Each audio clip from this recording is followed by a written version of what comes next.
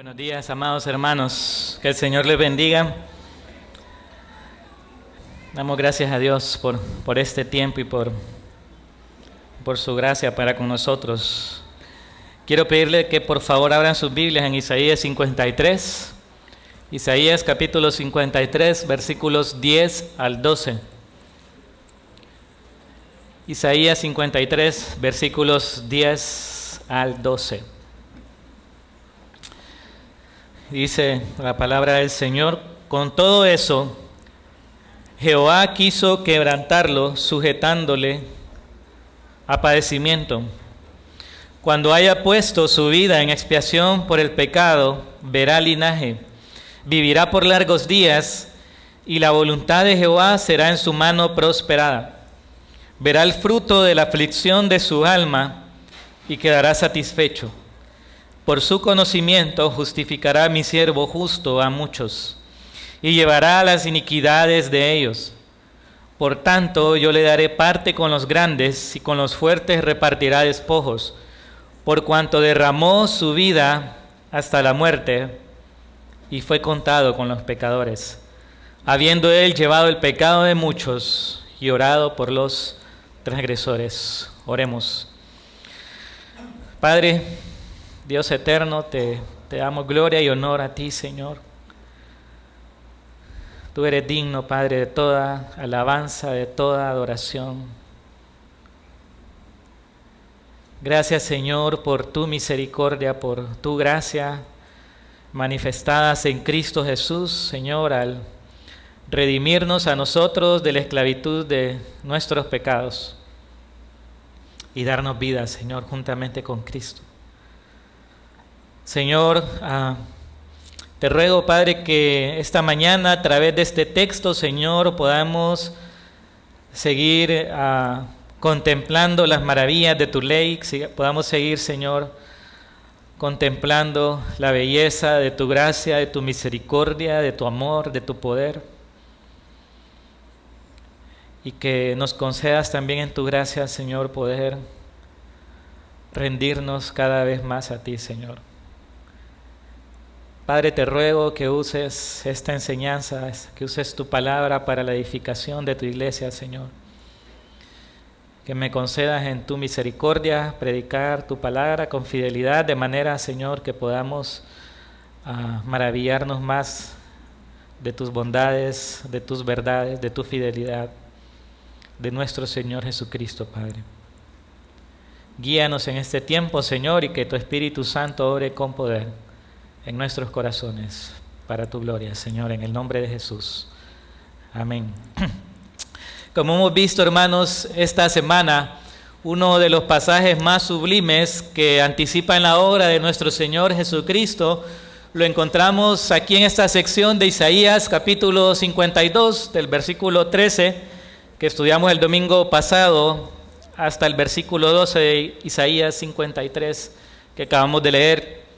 Esta sección, hermanos, aquí en Isaías es denominado el cuarto canto del siervo del Señor, porque a lo largo del libro de Isaías hay 4 cánticos que anticipan la obra del siervo del Señor, que en este caso es el Mesías prometido, nuestro Señor Jesucristo. Encontramos uno en Isaías 42, 1 al 9, en Isaías 49 también, Isaías 50, y este que tenemos aquí descrito en Isaías 52 y 53. Ahora, en esta porción, hermanos, el profeta presenta la vida, la muerte y la exaltación del siervo del Señor con un detalle tan preciso que este texto es considerado un anticipo del Evangelio en el Antiguo Testamento.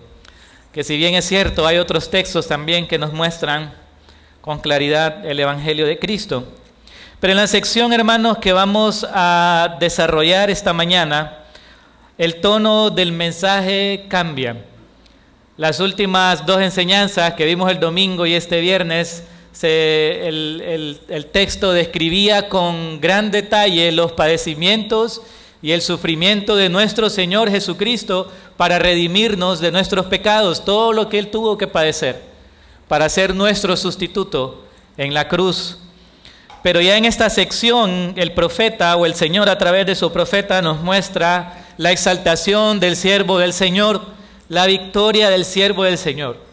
Cómo nuestro Señor Jesucristo resucitó victorioso y fue exaltado a la diestra de la majestad. De hecho, ya se nos había anunciado esto en Isaías 52:13, al inicio de esta sección, cuando dice: «He aquí, mi siervo será prosperado, será engrandecido y exaltado, y será puesto muy en alto». Sin embargo, hermanos, aunque la idea central de este texto es la exaltación de nuestro Señor Jesucristo, el profeta también se carga de mostrarnos que esta exaltación fue precedida por la humillación, que esta victoria fue precedida por la cruz. Es decir, que nuestro Señor Jesucristo fue exaltado, Él resucitó victorioso, pero antes tuvo que padecer, tuvo que morir, tuvo que entregar su vida y padecer los tormentos bajo la ira de Dios para poder darnos redención y vida eterna a nosotros.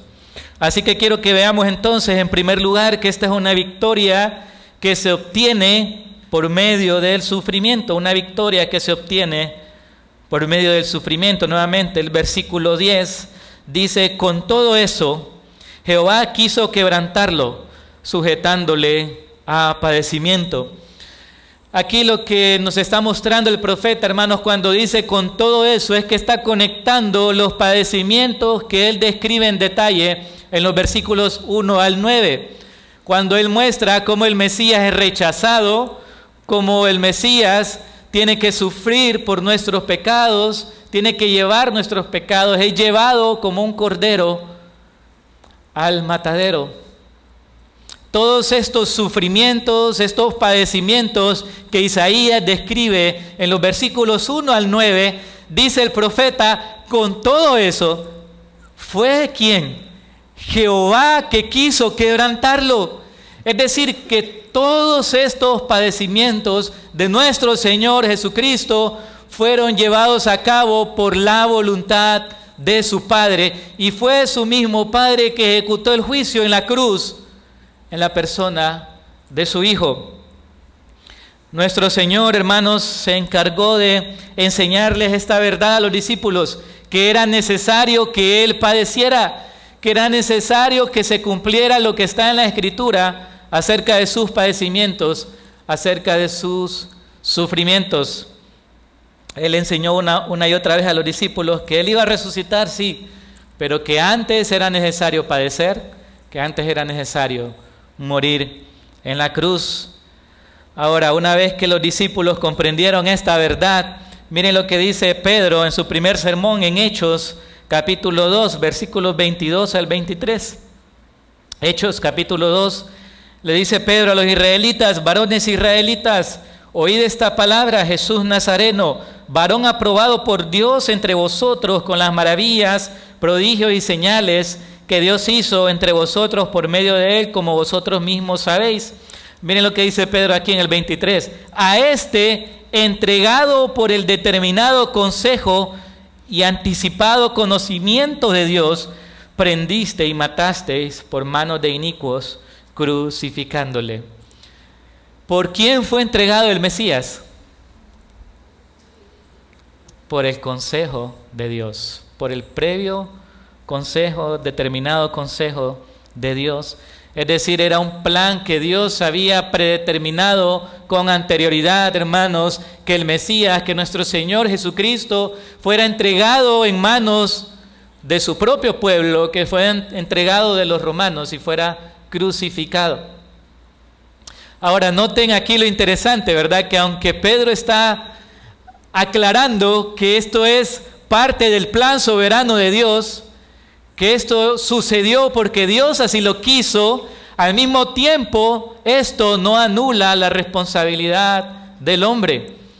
Porque aunque les dice que Cristo fue entregado por la voluntad de Dios, al mismo tiempo los acusa y les dice: ustedes lo prendieron y lo mataron por manos de los inicuos. Es decir, la soberanía de Dios, hermanos, el plan de Dios, la providencia de Dios no anula la responsabilidad humana. Somos responsables por nuestras acciones. Pedro estaba siendo responsable a estos hombres por haber crucificado al Mesías. La misma idea la repite más adelante en Hechos 4:27 cuando les dice: porque verdaderamente se unieron en esta ciudad contra tu santo Hijo Jesús, a quien ungiste Herodes y Poncio Pilato con los gentiles y el pueblo de Israel, para hacer cuanto tu mano y tu consejo habían antes determinado que sucediera. Hermanos, el sufrimiento de Cristo, los padecimientos de Cristo no fueron un accidente, no fueron el fruto de que las cosas se salieron de control. No, fue determinado por el Padre, porque el Padre así lo quiso, quebrantar a su Hijo en la cruz del Calvario por nuestros pecados. Fue su voluntad, fue lo que Él predeterminó con su Hijo en la eternidad. Estas palabras, hermanos, que dice, sujetándole a padecimiento, describen la intensidad del sufrimiento de Cristo, describen una experiencia que es insoportable. Nuestro Señor Jesucristo padeció, hermanos, no solo físicamente, sino que vivió una agonía y una aflicción y angustias en su alma por causa de la cruz. Porque el Padre, hermanos, se hizo presente en la cruz para ejecutar su juicio sobre la persona de su Hijo. Toda su furia, toda su ira cayó en la persona de Cristo. La furia y la ira que nosotros debíamos recibir por causa de nuestras rebeliones, Cristo la recibió en la cruz en nuestro lugar. Él es nuestro sustituto. Él tomó nuestro lugar. Y le dijo al Padre: Padre, castígame a mí. Deja caer tu juicio sobre mí. La angustia de nuestro Señor, hermano, fue tal que en su momento Él dijo: Dios mío, ¿por qué me has desamparado? Hermanos, este es un misterio que nuestra mente finita no puede comprender. ¿Cómo es que Dios abandona a Dios en la cruz? ¿Saben? Este es el motivo de la agonía del Getsemaní. Este es el verdadero motivo de la agonía de nuestro Señor Jesucristo en el Getsemaní. Porque a veces decimos que el Señor oró que si es posible pase de mí esta copa por los padecimientos que Él iba a tener, por la cruz. Pero hermanos, va más allá de eso. Pensemos cuántos mártires a lo largo de la historia fueron crucificados. Cuántos creyentes fueron arrojados a las fieras en el Coliseo romano. Pero muchos de ellos, dicen los relatos, cómo iban hacia ese final.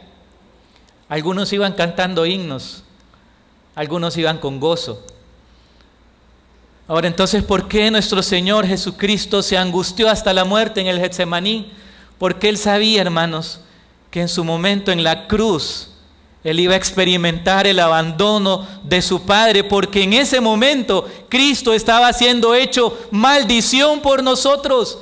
Él estaba siendo hecho pecado por nosotros, para que recayera sobre Él todo el castigo. Pensemos, hermanos, cada pecado nuestro, cada mal pensamiento, cayó en la persona de Cristo. Fue imputado en la persona de Cristo para que Cristo pagara el precio que merecían nuestros pecados. En ese momento nuestro Señor Jesucristo estaba experimentando la ira y la furia de Dios, pero no experimentó su consuelo, no experimentó su presencia consoladora. ¿Saben por qué, hermanos?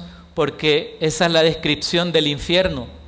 Porque en el infierno la ira de Dios va a estar presente, la furia de Dios va a estar presente allí, pero su presencia consoladora no va a estar ahí. Solo va a haber una eterna desesperación para aquellos que rechazaron al Hijo de Dios. En ese momento, hermanos, Cristo experimentó el abandono de su Padre, porque si Él iba a experimentar nuestros sufrimientos, entonces debía experimentar la ira de Dios y al mismo tiempo su abandono en la cruz. Ahora dice también el texto que cuando haya puesto su vida en expiación por el pecado, cuando haya puesto su vida en expiación por el pecado. Es decir, no solo sucede por el determinado consejo de Dios, es que el Hijo, hermanos, se sometió a la voluntad del Padre. Perdón. Porque esto fue algo que ellos pactaron en la eternidad. Esto es lo que se conoce como el pacto de redención o el pacto de gracia, donde el Padre y el Hijo determinaron salvar a su pueblo por medio del sacrificio de Cristo. En Juan 10:18, el Señor, hablando precisamente de eso, dice: por eso me ama el Padre, porque yo pongo mi vida para volverla a tomar. Nadie me la quita, sino que yo de mí mismo la pongo. Tengo poder para ponerla y tengo poder para volverla a tomar. Este mandamiento recibí de mi Padre. Hermanos, Cristo fue voluntariamente a la cruz a experimentar la ira de su Padre, los tormentos del infierno en nuestro lugar, voluntariamente. Nadie lo obligó. Él no fue arrastrado a la cruz. No fue por la mera voluntad de los romanos, de los judíos. Fue porque el Padre así lo quiso y porque Él también se sometió a su voluntad. Entonces la victoria de Cristo, hermanos, fue obtenida no sin antes pasar por esta agonía, por estos sufrimientos, por estos tormentos y finalmente morir en la cruz. Pero luego el profeta entonces nos muestra cuál es el fruto de esa victoria, cuál es el fruto de estos padecimientos. Dice: verá linaje, es decir, que verá una descendencia espiritual, un pueblo redimido con su preciosa sangre. Un pueblo de redimidos llamados a ser santos, llamados a conformarse a la imagen de nuestro Señor Jesucristo. Una multitud de creyentes redimidos por el Señor. En el Salmo 2, hablando de este tema, de la resurrección de Cristo, en el versículo 8, miren lo que dice el Padre: pídeme, le dice al Señor, y te daré por herencia las naciones y como posesión tuya los confines de la tierra. ¿Qué pasó, hermanos, cuando nuestro Señor Jesucristo resucitó? Que las naciones le fueron dadas a Él. Una multitud numerosa de creyentes redimidos de todo pueblo, tribu, lengua y nación. Esta es la victoria que el Señor obtuvo. Este es el fruto de su victoria. Dice después: vivirá por largos días, porque la muerte, hermanos, no tiene más poder sobre Cristo. Él venció la muerte. Y Él vive para siempre, por los siglos de los siglos. Él vivirá por largos días y la voluntad del Señor en su mano prosperará. Es una referencia a la obra del Señor. Es decir, que Dios, hermanos, va a cumplir todo lo que Él se ha determinado a hacer en Cristo. No hay nada de lo que el Señor ha determinado hacer que no se vaya a cumplir. Sus propósitos van a prosperar en Cristo Jesús. Su voluntad se va a cumplir en Cristo Jesús. Todo esto el Señor lo llevará a cabo. Así que el Señor entonces obtiene una herencia, obtiene una multitud redimida. Ahora, en segundo lugar, hermanos, el profeta de forma paralela muestra que esta victoria también trae justificación para muchos. Dice en el versículo 11: verá el fruto de la aflicción de su alma y quedará satisfecho. Ahora, hermanos, esta frase es una de las frases más hermosas del Evangelio, porque saben, hermanos, nadie queda satisfecho hasta que no obtiene aquello que tanto desea. Nadie queda satisfecho hasta que no obtiene aquello que tanto anhela. Cuando nosotros, hermanos, obtenemos lo que deseamos, entonces sentimos satisfacción. Ahora, ¿por qué les digo esto? Porque cuando el profeta dice que verá el fruto de la aflicción de su alma y quedará satisfecho, nos está diciendo que nuestro Señor Jesucristo anhelaba, deseaba nuestra salvación. Cristo anhelaba nuestra salvación, hermano. Cristo anhelaba la redención de su iglesia, la redención de su pueblo. Él lo deseaba. Hermanos, qué amor de nuestro Señor, qué misericordia, qué gracia. Por eso el apóstol Juan, allá en 1 de Juan 4:19, dice que nosotros le amamos. ¿Pero por qué, hermanos? Porque Él nos amó primero. Él nos amó con un amor eterno, hermanos. Si bien es cierto, Jesús murió en la cruz para satisfacer la justicia de Dios. Jesús murió en la cruz para satisfacer la ira de Dios. Pero Jesús también murió en la cruz, hermanos, porque nos amó. Porque nos amó. Mas Dios muestra su amor para con nosotros en que siendo aún pecadores, Cristo murió por nosotros. Él nos amó con un amor inquebrantable. Y esto nos debe llevar a nosotros a reflexionar no solo en su amor a nosotros, no solo en su gracia y en su misericordia, sino también, hermanos, en si nosotros realmente anhelamos la salvación de los perdidos. Yo me hacía esta pregunta cuando estaba escribiendo esto. ¿Realmente amo la salvación de los perdidos? Anhelo y amo ver a aquellos perdidos venir a los pies de Cristo. Porque si realmente hemos nacido de nuevo, como nuestro Señor, nosotros vamos a anhelar también la salvación de aquellos que no le conocen. En eso consiste la enseñanza, las parábolas que Él habla de la moneda perdida, del hijo pródigo, que hay gozo en los cielos cuando un pecador se arrepiente. Cuando un pecador viene a Cristo. Hermanos, esto debe movernos a amar más la evangelización. Hermanos, conocer teología es bueno, tenemos que estudiar la Biblia, tenemos que profundizar en la palabra, pero a veces nos perdemos en estas cosas y estamos todo el tiempo debatiendo sobre cosas y cosas de teología, esto y lo otro, pero no estamos haciendo lo que verdaderamente el Señor nos llamó a hacer. Evangelizar. Aclaro, está bien estudiar, hermanos, hay que crecer, pero amamos compartir el Evangelio, amamos traer a otros a los pies de Cristo, arde nuestros corazones porque otros conozcan al Señor, así como Él anhelaba nuestra salvación, Él quedó satisfecho. Saben, esta imagen también nos recuerda allá el relato de Génesis cuando Dios creó toda la creación. ¿Qué dijo? ¿Qué hizo después? Dice que reposó, que descansó y vio que todo era bueno en gran manera. Ahora, claramente, hermanos, ese descanso no se refiere a que Dios estaba cansado, porque Dios no se cansa.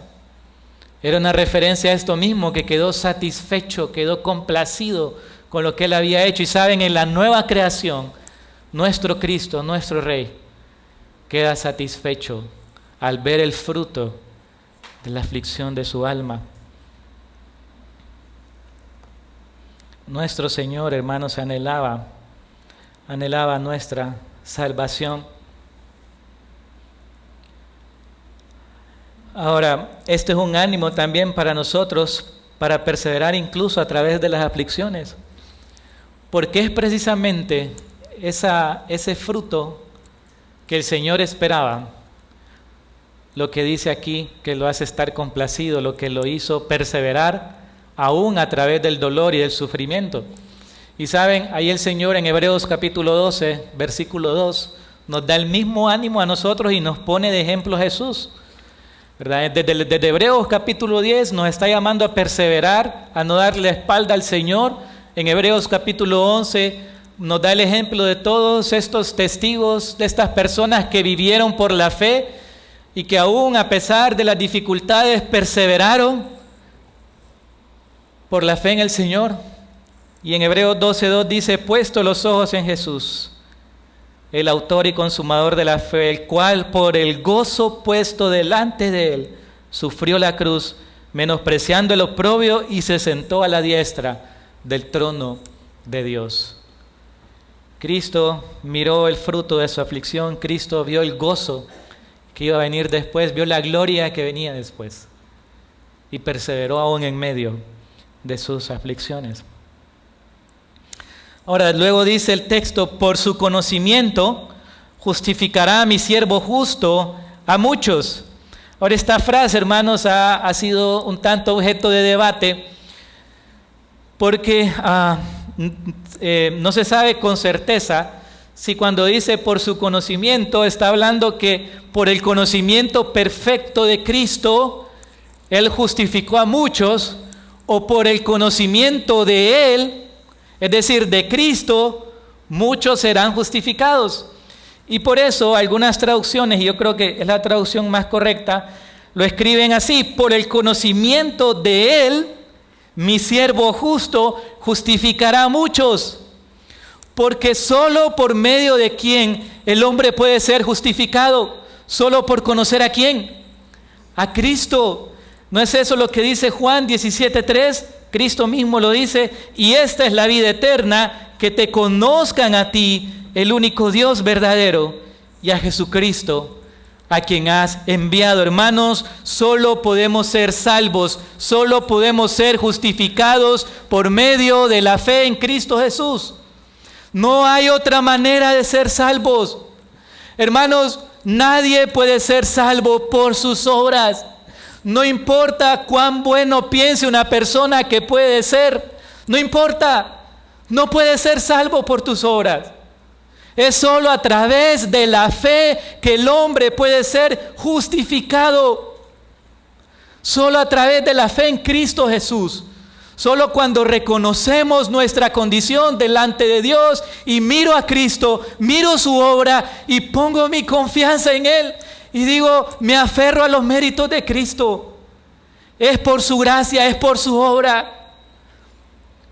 No es por nada que yo pueda hacer, hermanos. Nadie se va a presentar delante de Dios justificado por sus obras. Muchas personas dicen, sí, yo he pecado, es cierto, pero he hecho otras cosas buenas y seguramente Dios me va a aceptar, Dios me va a perdonar. Hermano, si llegas con ese pensamiento al día de tu muerte, vas a ser arrojado al infierno de fuego, porque el hombre solo puede ser justificado por la fe, porque para eso envió Dios a morir a su Hijo, para pagar el precio de nuestros pecados, no por algo que yo pudiera hacer. Hermanos, si yo pudiera hacer algo para ganar mi salvación, entonces ¿para qué vino Cristo? ¿Para qué sufrió Cristo? ¿Para qué murió en la cruz? Si al final yo tengo que poner de mi parte. No, hermanos, es solo por la fe en Cristo Jesús. Solo cuando conozco a este precioso Salvador y digo, Él es mi todo. Él es mi ganancia. No quiero mi justicia. Aborrezco mi justicia. Quiero a Cristo. Lo quiero a Él. Es solo por el conocimiento de Cristo que nosotros podemos ser justificados. Por eso Pablo en 2 Corintios 5:21 dice, el que no conoció pecado, por nosotros lo hizo pecado, para que nosotros fuésemos hechos justicia de Dios en Él. Por eso dice que por el conocimiento de Él, mi siervo justo, porque hermanos, Cristo vivió una vida de obediencia perfecta.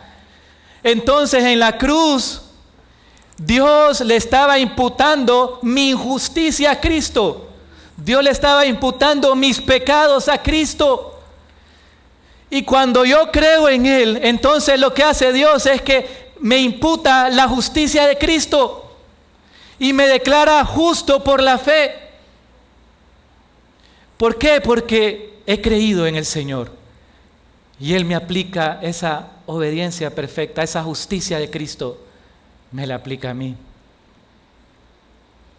En la cruz, hermanos, no es que Cristo dejó nuestra cuenta en 0, es que la dejó en 100.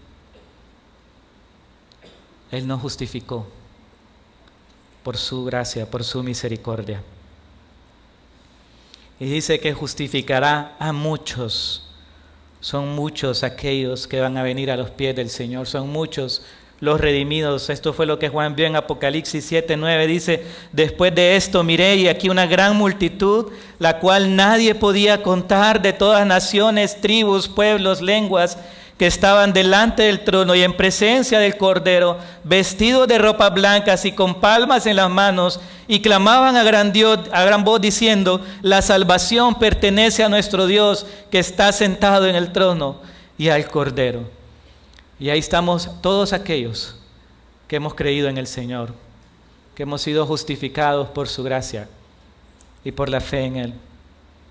Y si tú no has rendido tu vida a Cristo, arrepiéntete de tus pecados. Pon tu confianza en el Señor, porque es el único camino para la salvación. Aquí no aplica eso, hermanos, que todos los caminos llegan a Roma. Aquí solo hay un solo camino. Jesús es el camino. Y si tú no te has rendido a Él, ríndete. Arrepiéntete de tus pecados. Deja de confiar en tus obras. Deja de pensar que eres bueno y que por tu bondad puedes alcanzar el cielo. Puedes alcanzar a Dios. Porque nadie puede ser salvo por sí mismo. Nadie será justificado por las obras. Por eso continúa diciendo, y Él llevará las iniquidades de ellos. La idea es que Él soportó nuestras iniquidades. Una referencia a la sustitución que Él efectuó en la cruz. Él tomó nuestro lugar. Lo que yo merecía recibir, Cristo lo recibió. El castigo de nuestra paz fue sobre Él. Gálatas 3:13 dice, Cristo nos redimió de la maldición de la ley, hecho por nosotros maldición, porque está escrito, maldito todo aquel que es colgado en un madero. Ahora, hermano, finalmente esta es una victoria que trae gran recompensa. Versículo 12 dice, por tanto, yo le daré parte con los grandes y con los fuertes repartirá despojos. Ahora, ¿qué significa lo que está diciendo el Señor aquí por medio de Isaías? Que Él le dará parte con los grandes y con los fuertes repartirá despojos. Esto, hermanos, es una imagen de nuestro Señor Jesucristo coronado y exaltado. Porque así sucedía con los reyes que llegaban a sus naciones victoriosos después de una batalla. Estos reyes tenían una gran batalla y resultaban victoriosos y llegaban entonces a su nación y eran coronados y eran exaltados. ¿Y qué hacían? Repartían el botín de la guerra, repartían los despojos. Entonces Dios está describiendo a su Hijo aquí como un rey exaltado que llega victorioso después de una batalla y reparte el botín, reparte los despojos. Y eso sucedió, hermanos, con la resurrección de nuestro Señor Jesucristo. Cuando nuestro Señor Jesucristo resucitó, venció la muerte, venció el pecado, venció a Satanás y resucitó victorioso.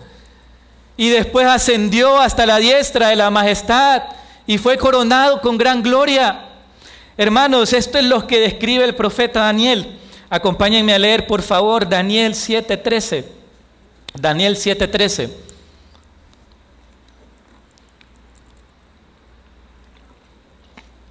Daniel capítulo 7, versículo 13. Daniel está describiendo la visión que le mostró el Señor. Dice, miraba yo en la visión de la noche, y he aquí con las nubes del cielo venía uno como hijo de hombre, que venía ¿hasta dónde? Hasta el anciano de días. Y le hicieron acercarse delante de él, y le fue dado dominio, gloria y reino, para que todos los pueblos, naciones y lenguas le sirvieran. Su dominio es dominio eterno que nunca pasará, y su reino uno que no será destruido. Ahora, hermanos, ¿por qué decimos que esto sucedió después de que Jesús resucitó y fue exaltado en gloria cuando subió a los cielos? Porque saben, cuando él está siendo juzgado por los fariseos, y los fariseos le están preguntando si él es el Mesías, ¿cómo le responde el Señor? En Mateo 26:64, Jesús les dice, tú lo has dicho, y además os digo que desde ahora veréis al Hijo del Hombre sentado a la diestra del poder de Dios y viniendo en las nubes del cielo. ¿Saben qué hace Jesús aquí? Le cita el Salmo 110 y Daniel 7. Y le está diciendo, ¿saben qué, fariseos? Sí, yo soy el Mesías. Y les digo que desde ahora verán al Hijo del Hombre viniendo en las nubes. ¿Qué le está diciendo? Yo soy ese Hijo de hombre que vino al anciano de días y se sentó a la diestra de la majestad y le fue dado dominio, gloria y poder. Él está diciendo a los fariseos, ahí a los que lo están juzgando, ustedes lo van a ver, ustedes van a contemplar mi victoria, mi exaltación. Y hermanos, ¿no fue eso lo que el Señor le dijo a sus discípulos cuando les entregó la gran comisión? ¿Por qué se las entregó? ¿Qué le dijo? Mateo 28, 18. Toda autoridad, toda potestad me ha sido dada. Él no dice me va a ser dada. Jesús dice me ha sido dada en los cielos y en la tierra. Por tanto vayan y hagan discípulos. Es en base a su autoridad que nosotros vamos proclamando el Evangelio de Dios. Somos embajadores en nombre del gran Rey, anunciando su mensaje. Un mensaje de paz, un mensaje de misericordia. Pero aquel que no se rinda entonces va a experimentar la ira de este Rey.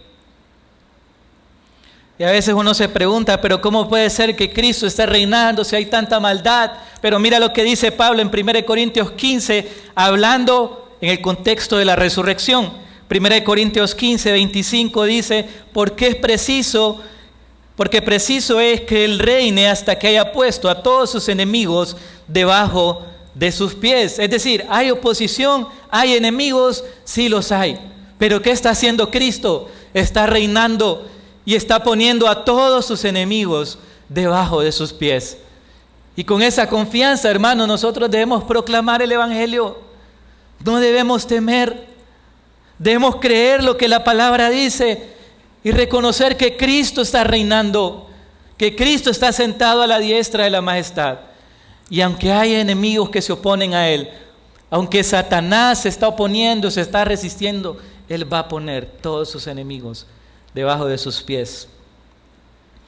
Eso es lo que enseñó también a la iglesia de Filipo en Filipenses 2, 9 al 11, cuando dice, por lo cual Dios también lo exaltó hasta lo sumo, y le dio un nombre que es sobre todo nombre, para que en el nombre de Jesús se doble toda rodilla de los que están en los cielos y en la tierra y debajo de la tierra, y toda lengua confiese que Jesucristo es el Señor, para la gloria de Dios Padre.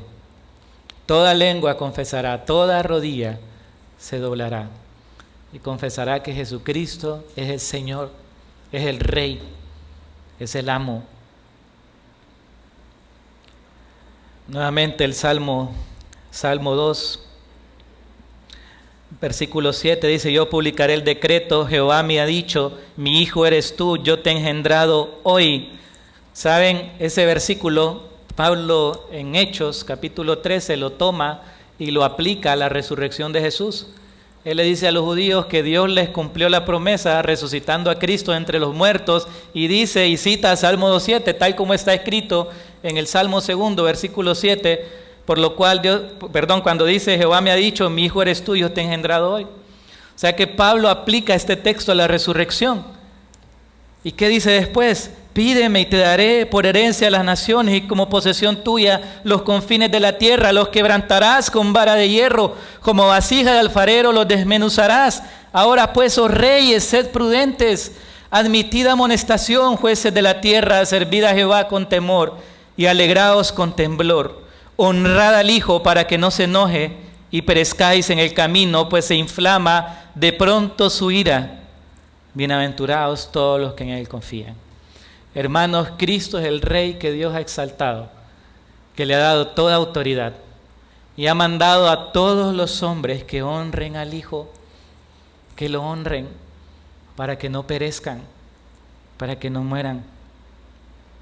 Todos deben someterse a Él o sufrirán las consecuencias. Ahora esto es lo que nos muestra, hermanos,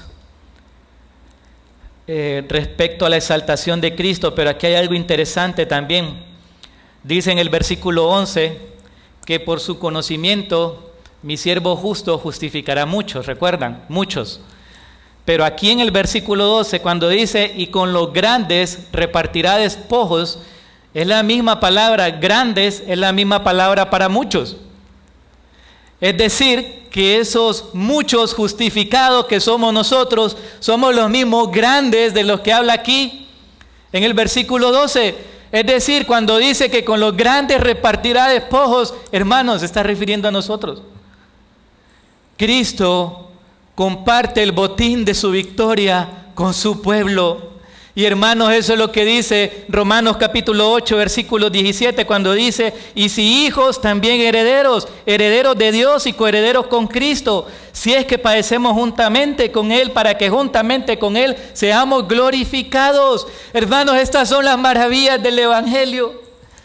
Estas son las glorias del Evangelio. Piénselo, pecadores, inmerecedores, indignos como nosotros, podemos participar de la herencia de Cristo. Podemos participar del botín de su victoria. Hermanos, qué gracia la del Señor, qué misericordia. Debemos maravillarnos de estas cosas, hermanos. Debemos meditar y pensar más en estas cosas y apropiarnos de estas verdades y creer en esto, vivir con una perspectiva eterna. El Señor se complace en compartir los beneficios de su victoria con nosotros. Por eso Pablo también le dice a Timoteo en 2 Timoteo 12, si sufrimos, también reinaremos con Él. Claramente, hermanos, en este mundo vamos a tener aflicciones, vamos a padecer. Pero, hermanos, tenemos una herencia con el Señor. Somos bendecidos en Cristo. Esto habla Efesios capítulo 1 de todas las bendiciones espirituales, de todas las gracias, de todas las bondades que tenemos en Cristo Jesús. Hemos sido beneficiados por su victoria, porque el Señor ha sido exaltado. Y dice el texto, por cuanto derramó su vida hasta la muerte y fue contado con los pecadores. Es decir, cuando dice que Él derramó su vida hasta la muerte, hermanos, es que Jesús lo entregó todo. Jesús, hermanos, no se reservó nada.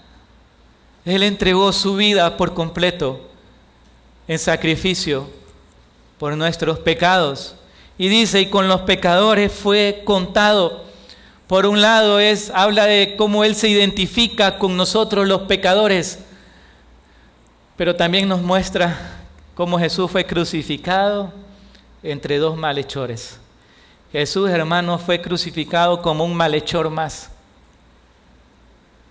Por eso dice el texto, y fue contado entre los pecadores. De hecho, en Marcos 15, 28, cuando dice, y se cumplió la escritura, que dice, y fue contado con los inicuos, está citando Isaías 53, 12. Porque nuestro Señor fue contado con los pecadores, se identificó con los pecadores. Y dice, habiendo Él llevado el pecado de muchos. Y no sé si ya notaron, hermanos, pero son hasta 3 veces que Isaías menciona aquí que Jesús llevó nuestros pecados, que Él fue nuestro sustituto, que Él soportó la carga de nuestras iniquidades, que en la cruz Cristo llevó nuestra maldad. Y dice, habiendo Él intercedido por los transgresores. Lo que Isaías hace aquí, hermanos, es tomar la imagen del día de la expiación. El día de la expiación, hermanos, está ahí en Levíticos 16. Y por un lado, en este día, Aarón no podía entrar en el lugar santo a no ser que fuera con sangre, con la sangre de un macho cabrío que había sido sacrificado por los pecados de él y del pueblo.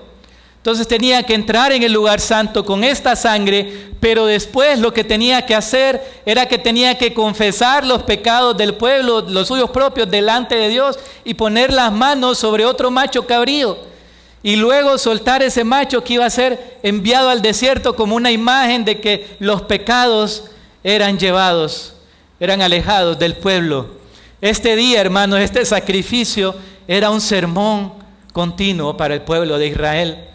Pero Jesús, hermanos, Jesús entró en el lugar santo no con sangre ajena, sino con su propia sangre, con el sacrificio de su propia sangre. Y al mismo tiempo intercedió por los pecadores. Hermanos, ¿saben por qué nosotros estamos aquí? Por la intercesión de Cristo. Hermanos, ¿saben por qué como creyentes podemos perseverar aún a pesar de las pruebas, aún a pesar de nuestros fracasos, aún a pesar que a veces nos rebelamos contra Dios y pecamos contra Él? Porque Jesús está intercediendo como sumo sacerdote delante del Padre por nosotros. Por eso podemos perseverar. Por eso, hermanos, si perseveramos hasta el fin, la gloria es de Cristo. Porque es por su gracia, es por su intercesión. Por eso Juan dice: hijitos, les escribo estas cosas para que no pequen. Pero si alguno peca, abogado tenemos para con el Padre, a Jesucristo el justo. Hermanos, si has pecado, si te has rebelado contra Dios, aférrate a Cristo. Pon tu confianza en Cristo. Aférrate a Él, porque Él intercede delante de Dios por tus pecados.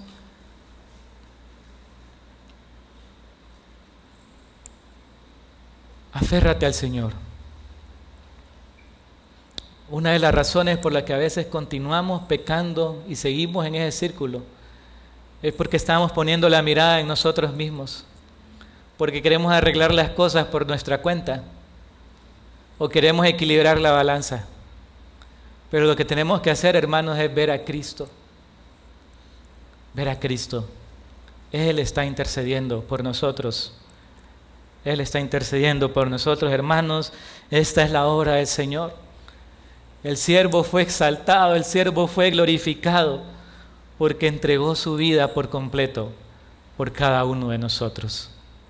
Pero resucitó victorioso, para gloria de Dios Padre. Ahora yo quiero que pensemos, hermanos, qué implicaciones prácticas tiene para nuestra vida la resurrección del Señor. No solo el hecho de que ahora tenemos vida eterna en Cristo Jesús y que vamos a resucitar con Él, pero cómo esta doctrina, cómo esta verdad del Evangelio debe impactar mi vida día a día. Una de ellas la encontramos en Romanos capítulo 6. Romanos capítulo 6. Dice el apóstol Pablo, porque el apóstol Pablo ha estado hablando que la salvación es solo por gracia. Pero alguien puede argumentar, bueno, si es por gracia, entonces puedo seguir pecando. Pero miren lo que dice Pablo: ¿qué pues diremos? ¿Perseveraremos en el pecado para que la gracia abunde? En ninguna manera. Porque los que hemos muerto al pecado, ¿cómo viviremos aún en él? ¿O no sabéis que todos los que hemos sido bautizados en Cristo Jesús, hemos sido bautizados en su muerte? Porque somos sepultados juntamente con él para muerte por el bautismo, a fin de que como Cristo resucitó de los muertos para la gloria de Dios Padre, así también nosotros andemos en vida nueva.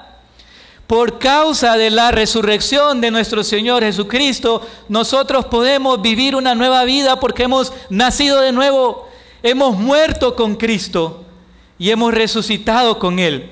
Cuando yo creo en Cristo, el Señor me coloca por su Espíritu en Cristo y soy bautizado en su muerte y resucito con Él para una nueva vida. Hermanos, la vida cristiana no se trata solo de abstenerse de pecar o de hacer lo malo. La vida cristiana es una nueva vida en Cristo, es una regeneración en la cual yo puedo vivir ahora para glorificar al Padre. Ahí sí, yo debo hacer buenas obras, no para ser salvo, sino porque ahora soy una nueva criatura. Y el Señor me ha salvado en Cristo Jesús para que ande en las buenas obras que Él ha predestinado para mí. La fe que yo digo tener se debe hacer evidente por cómo vivo.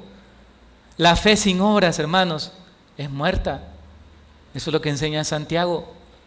En Cristo Jesús, por causa de su resurrección, ahora yo puedo andar en vida nueva, puedo reflejar el carácter de Cristo. Y por eso puedo vencer también el pecado. Versículo 9, siempre en Romanos 6, dice: sabiendo que Cristo, habiendo resucitado de los muertos, ya no muere, la muerte no se enseñorea más de Él, porque en cuanto murió, al pecado murió de una vez por todas, mas en cuanto vive, para Dios vive.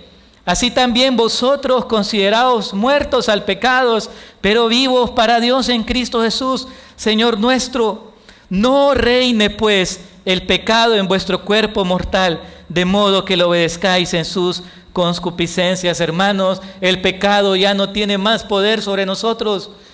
Cristo anuló el poder del pecado, Cristo anuló el reinado del pecado y nos ha dado su Espíritu para que por medio del Espíritu nosotros podamos hacer morir las obras de la carne.